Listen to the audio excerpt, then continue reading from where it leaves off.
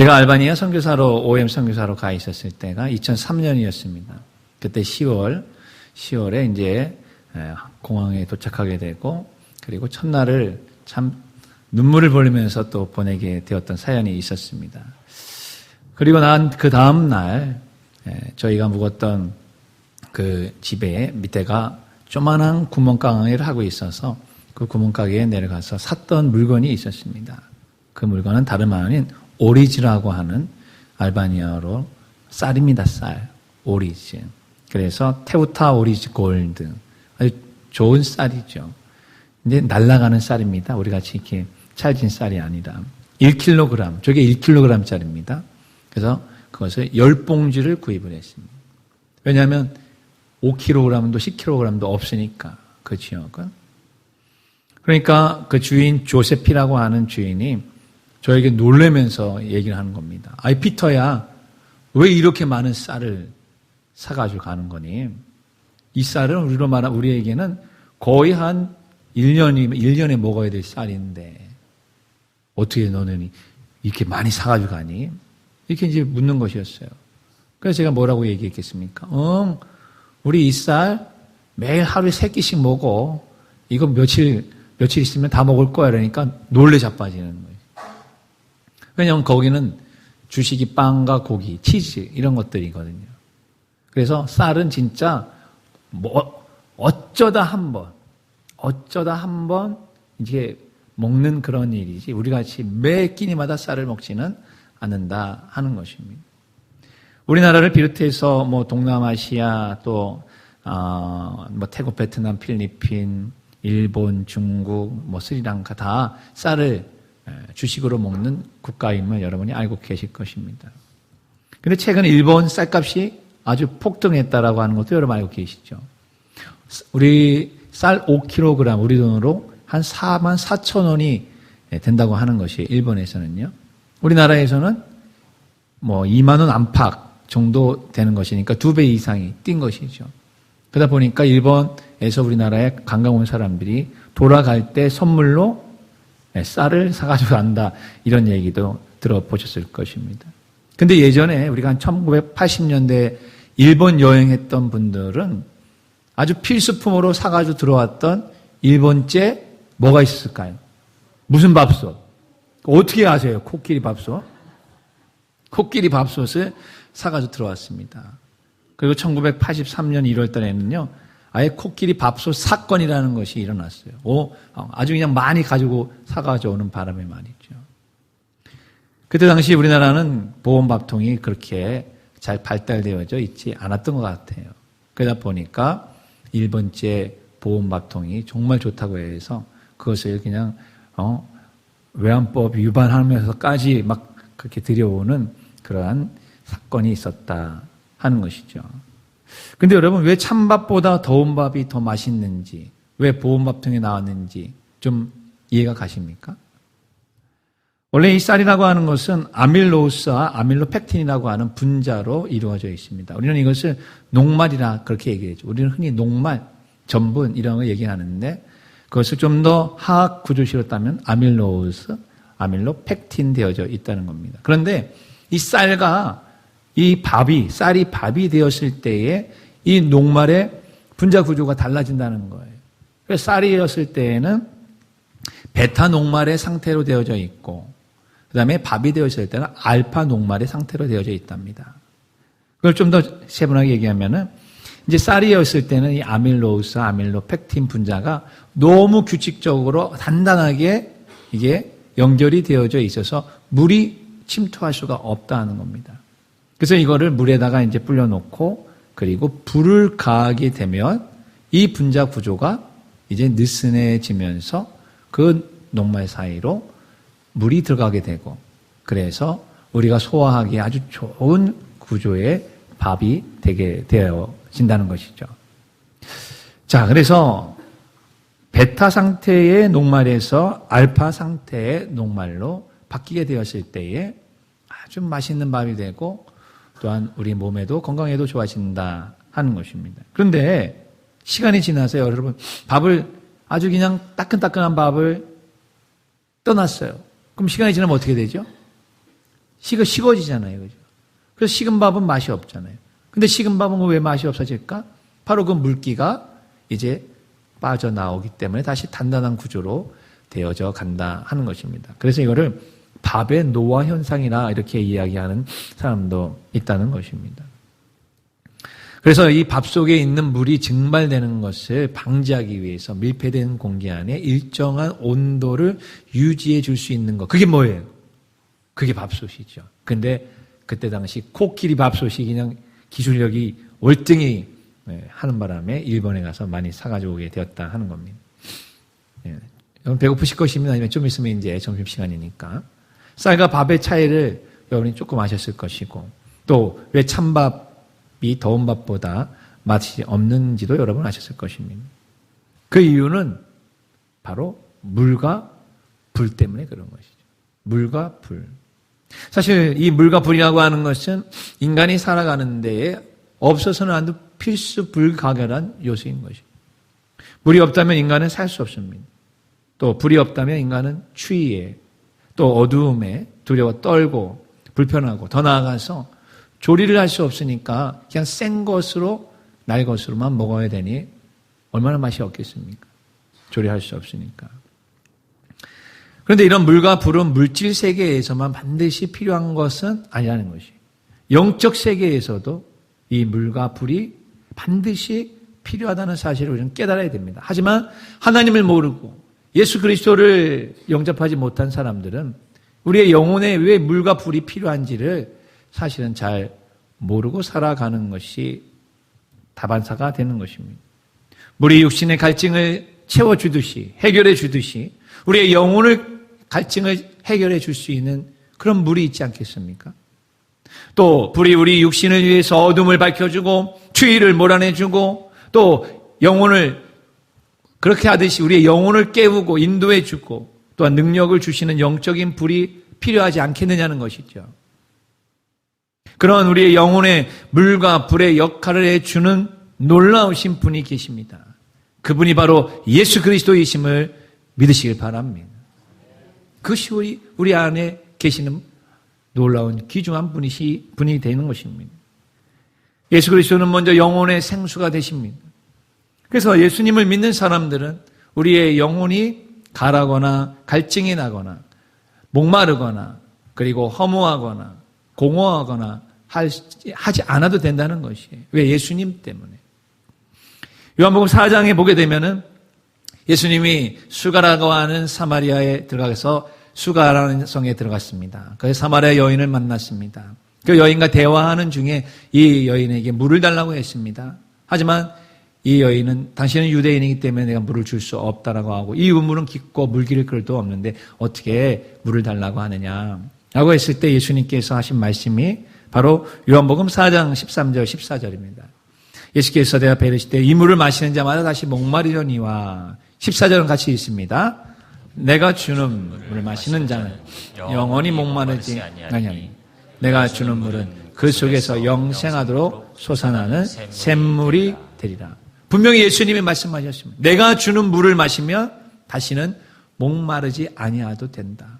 여인이 얘기합니다. 그 물을 내게 주십시오 라고 얘기합니다. 그때에 예수님께서 너야 남편을 불러오라 라고 하시면서 그 여인의 실제적인 인생에 있어서의 목마름, 남편 때문에, 사람 때문에, 돈 때문에, 경제적인 이유 때문에, 또한 사람들의 어떠한 이목을 받는 것 때문에 목말라하고 괴로워하는 그 여인을 심층 분석해 주셨습니다.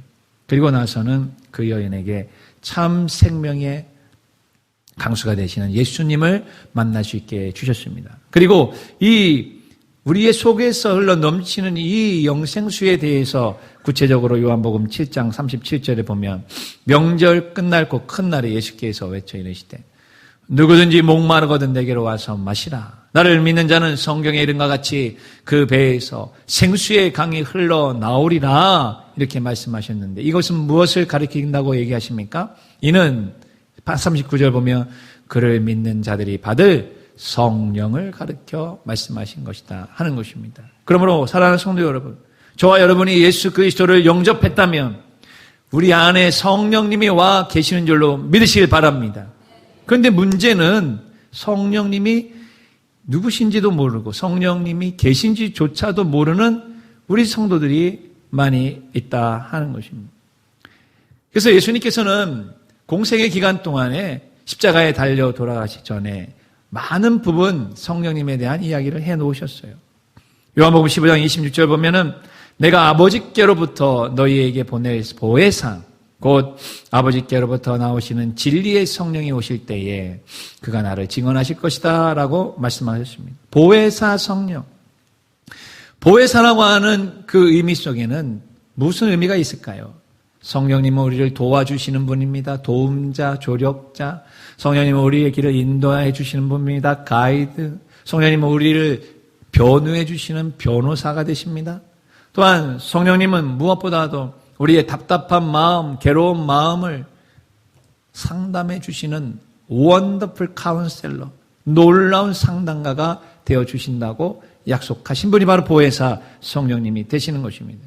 그리고 그런 성령님이 이 땅에 오시면은 세 가지의 일을 분명히 하게 되신다고 말씀하셨는데 그것은 요한복음 16장 7절에 보게 되면은 그러나 내가 너희에게 실상을 말하노니 내가 떠나가는 것이 너희에게 유익이나 내가 떠나가지 아니하면 보혜사가 너희에게로 오시지 아니할 것이요 가면 내가 그를 너희에게 보내리니 그가 와서 죄에 대하여 의에 대하여 심판에 대하여 세상을 책망하니라. 죄에 대하여라면 나를 믿지 아니하며 의에 대하여라 하면 내가 아버지께로 가니 너희가 다시 나를 보지 못하며 심판에 대하여라 하면 이 세상이 심판을 받았음이라고 말씀하셨습니다. 그러니까 성령님이 오시면 죄에 대해서 의에 대해서 심판에 대해서 분명히 우리에게 말씀하고 계신다는 것입니다. 그러므로 여러분 예수님을 믿고 성령이 안에 와 계신 그러한 성도들은 죄를 아무렇게나 그 다음에 막 저지르면서 살아갈 수가 없습니다. 또한 죄를 지었다 할지라도 성령 하나님께서 야 그건 죄야. 그렇게 하면 안 돼. 그렇게 말하면 안 돼. 그곳에 가면 안 돼. 그걸 먹으면 안 돼. 그렇게 해서는 안 돼. 라고 우리에게 말씀해 주시는 것이 느낌으로도 알게 해 주시는 것입니다. 다만 문제는 우리가 그런 성령님의 음성과 성령님의 도우심을 자꾸만 거부하고 그것을 계속해서 회피하려고 하는 것이 문제가 되는 것입니다.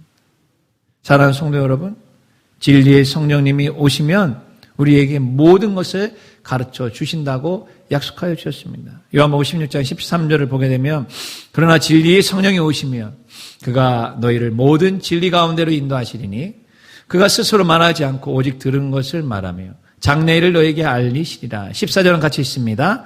그가 내 영광을 나타내니 내 것을 가지고 너희에게 알리시겠습니다. 그가 내 영광, 예수님의 영광이죠. 그러므로 성령을 받은 사람, 성령이 충만한 사람은 자기 자랑을 하지 않습니다. 자기를 내세우지 않습니다. 오직 예수 그리스도를 더 높이고 예수님께 영광을 돌리며 예수님이 우리에게 가르쳐 주셨던 많은 가르침과 교훈과 성경의 내용들을 성령 안에서 그것을 다시 한번 해석하고 그것을 사람들에게 이야기해주고 복음의 증인이 되고 증인자가 된다는 사실을 우리는 기억해야 되는 것입니다. 예수님께서 그래서 니고데모와 이야기하실 때에도 요한복음 3장 5절에 보게 되면은 사람이 물과 성령으로 거듭나야만 하나님 나라에 들어갈 수가 있다라고 말씀하신 것입니다.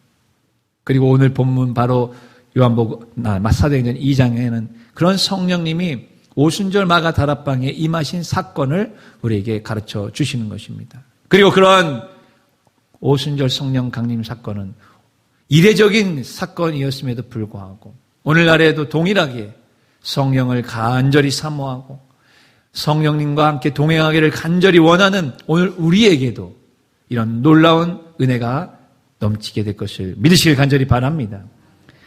그런데 여러분, 문제는 성령님에 대해서 알지 못하는 사람이 많이 있다는 것입니다. 사도행전 19장에 보게 되면 아볼로라고 하는 사람이 나오는데 이 아볼로는 성경에 능통한 사람이었어요. 성경에 대해 잘 알고 있었습니다. 그래서 메시아에 대해서도 알고 있었고 예수님에 대해서 알고 있었지만 성령님에 대해서는 알지 못하고 있었던 사람이었습니다. 그래서 사도행전 19장에 저번 아볼로가 고린도에 있을 때에 바울이 윗지방으로 다녀 에베소에 와서 어떤 제자들을 만나서 일렀습니다. 사도행전 19장 2절 보면 이르되 너희가 믿을 때에 성령을 받았느냐 물었습니다. 자, 동일하게 여러분, 성경이 우리에게 질문합니다. 여러분이 예수님을 믿을 때에 성령을 받았습니까? 받은 사람은 아멘이라고 확실하게 대답을 할 겁니다. 그러나 못 받은 사람은 성령이 뭐지? 성령을 받는다는 게 뭐지? 성령이 내 안에 있다는 게 뭐지? 성령의 불이 임한다는 게 뭐지? 이걸 모르는 거예요. 성경의 말씀은 여러분 2000년 전의 이야기가 아니라 바로 오늘 우리의 이야기, 나의 이야기가 된다는 사실을 깨달으시길 간절히 바랍니다. 성령을 받았느냐라고 물었을 때에 이르되 아니라 우리는 성령의 계심도 듣지 못하였노라 라고 이야기하는 것입니다. 그러니까 바울이 얘기합니다. 그러면 너희가 무슨 세례를 받았느냐라고 물으니까 요한의 물 세례를 받았습니다. 제 용성을 받는 그 물 세례만 받았다는 것이 성령의 세례를 받지 못했다는 것입니다. 그래서 바울이 자세히 설명해주고 바울이 그들에게 안수를 하니까 사도행전 19장 6절 보면 바울이 그들에게 안수함에 성령이 그들에게 임하심으로 성령이 임하시면 나타나는 방언도 하고 애언도 하고 은사들이 나타나기 시작했다는 것입니다. 예수를 믿을 때에 성령을 받으셨습니까? 이 질문은 아주 중요한 것입니다. 왜냐하면 성경이 이것을 증언하고 있고 2000년 전의 이야기가 아니라 바로 오늘 여러분과 저의 이야기이기 때문에 그런 것입니다. 다시 한번 묻습니다. 예수를 믿을 때에 성령을 받으셨습니까? 안 받았다면 여러분 솔직하게 고백하십시오. 나는 아직 성령이 뭔지도 몰라요. 성령이 있는지도 모릅니다. 성령이 어떤지도 모릅니다. 성령을 받는 것이 무엇인지도 모릅니다. 그러면 성령님을 우리가 받을 수 있도록 주님께서 역사해 주시는 것입니다. 바울이나 베드로가 안수하면 성령이 임하는 것입니다. 성령은 어떻게 임할까요? 그것은 바로 사도들이나 주의 종들이 안수할 때에 성령이 임한다는 사실을 성경이 기록하고 있습니다. 물론 요한복음 20장 20절에 보게 되면 예수님께서 친히 성령을 받으라고 친히 예수님께서 주신다고도 말씀하고 계셨습니다. 또 사도행전 10장 44절 이하를 보게 되면 고넬료가 베드로를 초청했습니다. 그리고 베드로에게부터 예수 그리스도에 대한 복음을 들었습니다. 설교를 들은 것입니다. 그래서 베드로가 이 말을 할 때에 성령이 말씀 듣는 사람에게 내려오셨다. 즉 오늘 우리로 말하면 설교를 들을 때에 하나님의 말씀을 들을 때에 성령이 사람에게 임하시는 역사도 일어나는 줄로 믿으시기 바랍니다. 그렇기 때문에 설교를 들을 때 예배 드리면 설교를 들을 때에 정신을 똑바로 차리고 들어야 된다는 것입니다. 고넬료의 식솔들이 베드로를 초청하여 이 이야기를 들을 때에 졸면서 딴전 부리면서 그리고 딴 생각하면서 듣지 않았을 것입니다. 도대체 왜 하나님께서는 베드로를 초청하여 이 얘기를 들으라고 아주 초미의 관심을 가지면서 들었을 것입니다. 그렇게 관심을 갖고 말씀을 들을 때에 말씀이신 하나님이 성령으로 그 사람들의 마음을 터치하시고 그 위에 임하심으로 말미암아 성령이 임하는 놀라운 사건이 일어나게 되었던 것입니다. 사랑하는 성도 여러분, 이것은 무엇을 우리에게 의미해 주고 있는 것입니까? 우리가 예배 드린다고 하는 것은 성령님과 뗄래야 뗄 수 없다는 것을 이야기해 주고 있는 거 아니겠습니까? 구약에는 제사제도가 나옵니다. 특별히 레위기에 보게 되면은 5가지의 제사제도가 나옵니다. 번제, 소제, 그 다음에 화목제, 속제제, 속건제라고 하는 이 제사제가 나옵니다. 그 중에서 이 레위기 6장 8절에서 13절을 보게 되면은 제사를 집례하고 그것을 진행해야 될 제사장들이 가져야 될 의무, 규례에 대한 이야기가 나오게 되는 것입니다. 자, 한번 레위기 6장 8절에서부터 한번 읽어보겠습니다. 읽습니다. 시작. 여호와께서 모세에게 말씀하여 이르시되 아론과 그의 자손에게 명령하여 이르라. 번제의 규제는 이러하니라. 번제물은 아침까지 제단 위에 있는 석쇠에 두고 제단의 불이 그 위에서 꺼지지 않게 할 것이요. 제단 위의 불은 항상 피워 꺼지지 않게 할지니 제사장은 아침마다 나무를 그 위에 태우고 번제물을 그 위에 버려놓고 화목제의 기름을 그 위에서 불사를 지며 불은 끊임없이 제단 제단에서 꺼지지 꺼지지 않게 않게 할지니라. 할지니라. 제가 빨간색으로 표시한 부분은 제단 위의 불이 꺼지지 않게 하라라고 하는 것입니다. 사실 번제에는 두 가지 종류가 있습니다. 특별한 절기 안식일에 드리는 특별 번제가 있고요. 또 하나는 매일 아침 저녁으로 조석으로 드리는 상번제가 있었습니다. 그런데 상번제 시에는 저녁에 드린 희생 제물이 다음날 아침까지, 또 아침에 드린 제물은 그날 저녁까지 계속 타고 있어야 돼요. 그러니 불이 꺼지면 안 되겠죠. 그러니 그 불이 꺼지지 않도록 제사장들이 관심을 갖고 불이 꺼지려고 하면 또 나무를 갖다 집어넣고 계속해서 불이 꺼지지 않도록. 그러면 이 불은 항상 계속해서 성막 안에 존재하고 있어야 되는 것이었습니다. 바로 이것은 제사장들의 예배에 대한 하나님에 대한 경배, 또한 하나님에 대한 헌신, 또한 하나님에 대한 놀라운 충성을 상징하기도 하는 것입니다. 지금 우리는 구약의 제사를 드리지 않습니다. 신약의 교회에서 우리는 예배를 드리고 있어요. 그랬을 때에 그 구약의 성막과 성전에서 항시도 꺼지지 않냐고 계속해서 타오르고 있던 그 불은 과연 신약의 이 교회에서는 무엇을 상징하고 있는 것일까요? 무엇을 의미하는 것일까요? 불은 제단 위에 불은 꺼지지 말라라고 한 그 불은 다름 아닌 우리 안에 성전된 우리 몸에 거하시는 성령의 불인 줄로 믿습니다. 그렇기 때문에 로마서 12장 1절을 보면 같이 있습니다. 그러므로 형제들, 내가 하나님의 모든 자비하심으로 너희를 권하노니 너희 몸을 하나님이 기뻐하시는 거룩한 산 제사로 드려라. 이는 너희가 드릴 영적 예배니라. 우리 몸을 어떻게 해요? 거룩한 산 제물로 드려라. 제물로 드려라. 우리는 지금 여기 번제단이 없어요. 그렇기 때문에 내가 그 번제단 위에서 활활 타오르는 불이 있지는 않습니다. 그러나 우리의 몸을 거룩한 산 제물로 하나님 앞에 드릴 때에 그것이 우리가 월요일서부터 주일까지 일주일, 1년 내내 영적인 예배를 드리는 성령님과 같이 동행하며 성령의 충만함을 받는 영적 예배자가 될 줄로 믿으시길 바랍니다. 그래서 우리는 불이 꺼지지 말아야 되는 것이죠. 오늘날에는 우리가 화로를 사용하지 않습니다. 그러나 제가 어렸을 때 제가 저희 외가댁에 갔었을 때 화로를 사용하여서 따뜻하게 난방을 했던 적이 기억이 납니다. 저도요.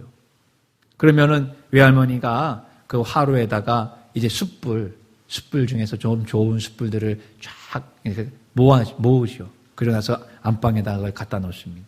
그러면 그 화로의 열기 때문에 아주 따뜻해졌던 것이 기억이 납니다. 근데 여러분 그 화로의 숯불이 얼마나 오래 갈까요? 시간이 얼마 가지 않습니다. 그러다 보니까 이 불씨를 잘 지키도록 임무를 부여했던 그런 적이 있었답니다. 누구한테 이런 임무를 부여했을까요? 딸한테 했을까요? 며느리한테 했을까요? 며느리의 책임이었답니다. 며느라가야 이 화로의 불씨를 꼭 지켜라. 꺼지지 않도록 불씨를 지켜라. 혹시 그런 경험하셨던 며느님들 계십니까? 적어도 제가 봤을 때는 한 60 이상 되시는 그런 분들의 이런 경험이 있을 거다 생각이 듭니다. 그래서 만약에 불을 꺼뜨렸다. 그러면 그 며느리에 대해서 아유, 며느리가 게으르구나. 부끄러운 줄 알아라. 이렇게까지도 판단했던 적이 있다는 것이죠. 지금이야 보일러가 다 들어오니까 도시가스 보일러, 기름 보일러가 다 들어오니까 그런 불을 꺼뜨릴 염려는 없을 것입니다. 여러분, 그 며느리가 그 시대기에서 불 지키고 불 꺼뜨리지 않기 위해서 깨어 기도하고 깨어서 경각심을 가지고 있던 것처럼 우리도 오늘 예수 그리스도를 믿고 우리 안에 계신 성령님을 절대로 놓치지 않기 위하여 늘 언제나 근신하고 깨어 기도할 수 있는 저와 여러분 되시기를 간절히 원합니다. 데살로니가서 5장 16, 17, 18절은 여러분이 너무 잘 알고 있는 말씀들입니다. 같이 한번 크게 읽으면서 꼭 이렇게 되시길 바랍니다. 항상 기뻐하라. 쉬지 말고 기도하라. 범사에 감사하라. 이는 그리스도 예수 안에서 너희를 향하신 하나님의 뜻이니라. 그러면서 얘기합니다. 아니 목사님 어떻게 항상 기도할 수 있습니까? 어떻게 항상 기뻐할 수 있습니까? 어떻게 항상 감사할 수 있습니까? 불가능합니다 라고 이야기하죠. 그 뒤에 뭐가 나올까요? 그래서 나오는 말씀이 성령을 소멸하지 말라는 거죠. 성령을 소멸하지 말아라. 근데 성령이 있는지도 몰라요. 성령님과 교제도 않습니다. 성령님의 이야기를 듣지도 않습니다. 그러는 사람에게는 성령이 주시는 그 놀라운 은혜와 은총과 사랑과 그 능력을 부여받을 수가 없게 되는 것이. 마치 밥이 찬밥이 되는 것이. 아까 말씀드렸죠? 생쌀이 밥이 되기 위해서는 반드시 필요한 두 가지가 뭐라 그랬습니까? 물과 불입니다. 물만 있어도 안 돼요. 여러분 생쌀을 물에다가 그냥 계속 담가 놓으십시오. 그럼 뭐가 되죠? 불어 터집니다. 나중에는 가루가 됩니다. 그래서 여러분 그걸로 떡해 먹는 거 아니겠어요? 그러나 거기에 불이 들어가야만 밥이 되고 떡이 되는 것입니다. 바로 그 불이 들어갈 때에 베타 녹말이 알파 녹말이 되면서 쌀이 맛있는 밥이 되고 우리에게 영양가가 되고 우리에게 맛있는 음식이 되는 것처럼 우리가 예수 그리스도를 믿는 것, 예수 그리스도를 영접하는 것, 그거에만 그치고 있는 것이 아니라 물세례를 받고 회개하고 그거에만 그치는 것이 아니라 성령님을 우리가 경험하고 성령을 받음으로 말미암아 능력 있고 세상을 이기고 죄를 이기며 또한 교회가 성령의 불이 임하여서 기적이 나타나고 병든 자가 나타나며 귀신이 내어 쫓겨지는 역사가 일어나는 그런 교회가 되기를 간절히 원합니다. 그렇게 되는 비결이 무엇입니까? 성령의 불이 임할 때에만 가능한 것입니다. 여러분 성령의 불이 임할 때에 우리 몸에서 눈물이 나게 되어져 있습니다. 성령의 불이 임할 때에 내 마음에 자리 잡고 있는 차갑고 냉랭하고 독한 기운이 없어지게 되는 것입니다. 성령의 불이 임할 때에 사분 오열되려고 하는 교회가 하나가 되는 것입니다. 1부 때도 제가 그런 표현을 했는데 우리가 MT를 가게 되면은 밤에 마지막 날에 하는 캠프파이어라는 게 있습니다. 장작을 진짜 산더미같이 쌓아놓고 거기에다가 석유를 쫙 부려놓습니다. 그리고 강 건너 쪽에서 산에서 쭉 철사를 매달아가지고 밤이 돼서 5, 4, 3이 일하면 거기서 또 불덩이가 쫙 내려옵니다. 그래가지고 캠프파이어에 불에다가 확 젖으면 불이 얼마나 크게 타는지 그런 경우도 있고 그냥 던지기도 하고 아니면 이렇게 손뭉치를 갖다가 이렇게 묻히기도 합니다. 그래서 그 불이 타오면 사람들이 다 격앙이 돼가지고 흥분해가지고 막 좋아서 불춤을 추죠. 그 캠프파이어를 중심으로 해가지고 노래 부르면서 빙빙 돌아가면서 난립니다. 그러다가 그런 경험을 여러분이 보셨는지 모르겠어요. 그 불 활활 타고 있는 그 장작 더미 중에서 장작개비를 하나만 딱 빼내서 그냥 옆에다가 딱 방치해 놓으면 어떤 일이 벌어질까요? 처음에는 불꽃이 올라옵니다. 그러나 시간이 지나면서 불꽃이 점점 작아집니다. 그리고 불이 꺼집니다. 연기만 나오게 되어져 있죠. 그리고 그 연기도 나중에는 사라지면 그 장작은 죽은 것입니다. 그런데 놀라운 사실은 연기만 나고 사람들에게 눈에 눈물만 나게 만드는 이 장작개비, 문제의 장작개비, 연기 나는 그것을 그 불이 있는 그곳에 갖다 대는 순간 어떤 일이 벌어지죠? 불이 확 붙습니다. 다시 뜨거워집니다. 다시 불이 붙고 다시 타오르는 역사가 일어나게 된 것입니다. 여러분 이것은 바로 우리에게 교회가 어떤 교회가 되어야 될 것인가를 말해주고 있는 것입니다. 교회가 바로 성령이 임하고 성령에 불타는 교회가 될 때에 믿음이 연약하고 의심하고 불안하고 공동체에서 밖에 나가서 비실비실하며 의심과 불신에 쌓여 있는 그런 영혼들이 교회에 들어와서 예배를 드릴 때에 같이 불타오르는 역사가 일어나게 되는 것입니다. 우리 온양성교회가 그런 성령의 불타는 교회가 되시기를 간절히 축원합니다. 그러기 위해서는 여러분 어떻게 해야 되겠습니까? 죄는 회개해야 되는 것입니다. 잘못된 것은 버려야 되는 것입니다. 성령은 거룩한 영이라고 말씀하셨기 때문에 우리가 그런 성령 하나님과 배치되고 있는 것, 위배되고 있는 것, 상반되고 있는 것들은 버리고 떨쳐버리고 가감하게 내버리는 역사가 일어나게 될 때에 우리 교회에 성령의 불이 임할 뿐만 아니라 성령의 불타는 교회가 되어서 의심과 불신과 또한 연약함과 귀신 들린 자들이 교회에 들어왔을 때 아 뜨거워 아 뜨거워 아 뜨거워 하면서 그들이 거룩한 성령의 불로 하나가 되는 역사가 일어나게 되는 것입니다. 인생의 재미가 생기는 것이고 신앙생활의 기쁨이 생기는 것이고 능력을 경험하게 되는 것이고 그런 상황에서 더 나아가 증인이 되는 역사가 일어나게 되는 것입니다. 그래서 실제로 사도행전 1장 8절을 보게 되면 오직 성령이 너희에게 임하시면 너희가 권능을 받고 예루살렘과 온 유대와 사마리아와 땅까지 내 증인이 되리라. 권능을 받는 것은 오직 성령이 임할 때에만 권능을 받게 되는 것입니다. 사랑하는 우리 성도 여러분, 우리 온양 성결교회가 성령의 불타는 교회가 되기를 간절히 소원하십니까? 그렇다면 내가 먼저 성령의 불이 임할 수 있도록 여러분의 마음에 성령님에 대해서 환영하시고 죄는 회개하시고 잘못된 것들은 다 떨쳐버리시고 내버리시고 그리고 분열과 의심과 질투와 미움과 시기 이 모든 것들은 성령의 불 안에서 녹아지고 없어지고 성령의 불 안에서 하나 되는 역사가 일어나기를 주님의 이름으로 축원합니다.